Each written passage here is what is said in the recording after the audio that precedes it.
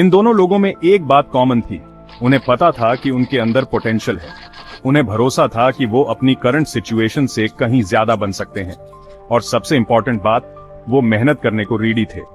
जब आप अपनी स्किल्स पर काम करते हो तो आप जो अचीव कर सकते हो वो सच में बहुत बड़ी बात होती है। तो आज मैं आपको दो छोटी छोटी कहानियां सुनाना चाहता हूं जिनसे हमें कुछ वैल्यूएबल सीख मिल सकती है। पहली कहानी एक ऐसी महिला की है जिसने अपना बिजनेस बर्कशायर हैथवे को बेचा, यानी मुझे, करोड़ों डॉलर में, और उन्होंने ये बिजनेस सिर्फ $2,500 से शुरू किया था।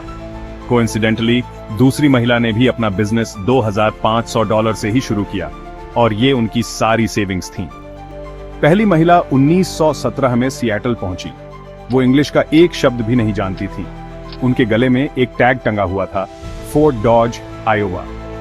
रेड क्रॉस ने उन्हें फोर्ट डॉज पहुंचाया, जहां उनके पति पहले से रहते थे।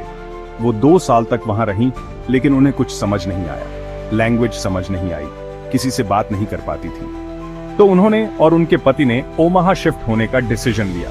ओमाहा में उन्हें कुछ रशियन जूस का छोटा कम्युनिटी मिला, तो थोड़ी कंफर्ट मिली। उनकी बड़ी बेटी फ्रांसिस स्कूल जाती थी और रोज आकर अपनी माँ को नए नए इंग्लिश वर्ड सिखाती थी। इस महिला, जिनका नाम रोज ब्लमकिन था, उसने 20 साल तक छोटे छोटे कपड़े बेचकर पैसे बचाए। $50 करके अपने सिबलिंग्स और फिर पेरेंट्स को अमेरिका बुलाया। इसी दौरान उनके 4 बच्चे हुए। 1937 में 20 साल बाद उनके पास $2,500 थे और एक सपना था फर्नीचर स्टोर खोलने का। वो शिकागो गईं, फर्नीचर खरीदा और ओमाहा में नेब्रास्का फर्नीचर मार्ट की शुरुआत की। उन्होंने एक भी दिन स्कूल नहीं देखा था, लेकिन उनके अंदर जो डिटर्मिनेशन था वो कमाल का था।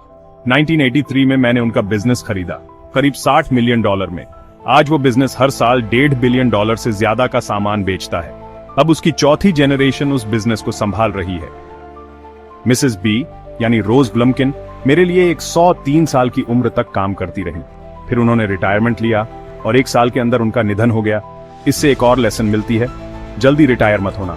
उन्होंने कोई नया फर्नीचर नहीं बनाया था, लेकिन उनकी मेहनत, ऑनेस्टी और कस्टमर्स के लिए केयर ने उन्हें दूसरों से अलग बना दिया। अब दूसरी कहानी एक और व्यक्ति की है, जैक की।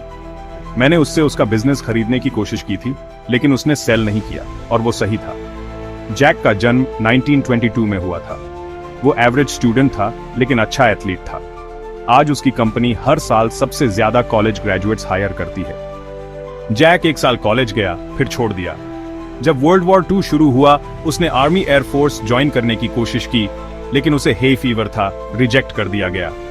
फिर नेवी ज्वाइन की, वहां से मंजूरी मिल गई। एयरक्राफ्ट कैरियर पर तैनात था, छोटे जहाज उड़ाता था। उसे 2 डिस्टिंग्विश्ड फ्लाइंग क्रॉस मेडल्स मिले।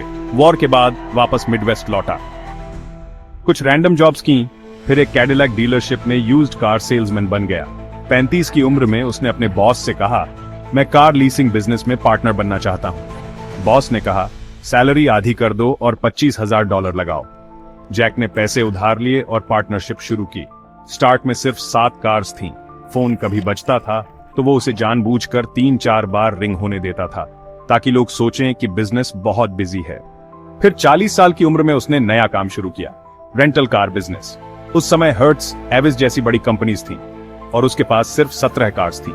एयरपोर्ट लोकेशंस मिल नहीं सकते थे, सब पहले से बुक थे।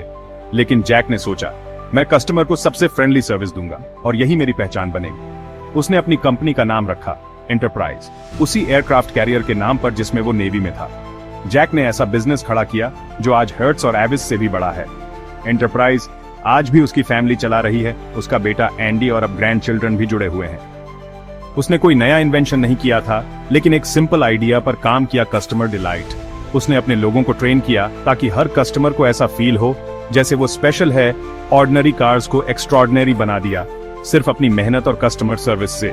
और ये भी ध्यान देने वाली बात है, उसकी पहली कोशिश कार लीजिंग बहुत सक्सेसफुल नहीं थी, लेकिन उसने हार नहीं मानी। हेनरी फोर्ड भी 2 बार फेल हुए थे फोर्ड मोटर कंपनी बनाने से पहले। सक्सेस का मतलब ये नहीं कि पहली बार में सब परफेक्ट हो, मतलब ये है कि आप सीखते रहो, खुद को इंप्रूव करते रहो। आपकी लर्निंग, आपकी एटीट्यूड, ये आपको आगे ले जाती है। आप चाहे फर्नीचर बेच रहे हो, कार रेंट कर रहे हो या कोई और काम, अगर आप कस्टमर को खुशी देते हैं तो वो आपको भूल नहीं पाएगा। मैंने भी जब ये टाई खरीदी थी, प्राइस तो याद नहीं, लेकिन एक्सपीरियंस याद है। कस्टमर एक्सपीरियंस सबसे ज्यादा मैटर करता है। एक और बात, जैसे जैसे आप ग्रो करते हो, आप अकेले सब कुछ नहीं कर सकते। आपको दूसरों के जरिए अपना माइंडसेट, अपना एटीट्यूड स्प्रेड करना होगा। अपने साथ ऐसे लोग रखो जो आपसे बेटर हों, जिनसे आप कुछ सीख सको।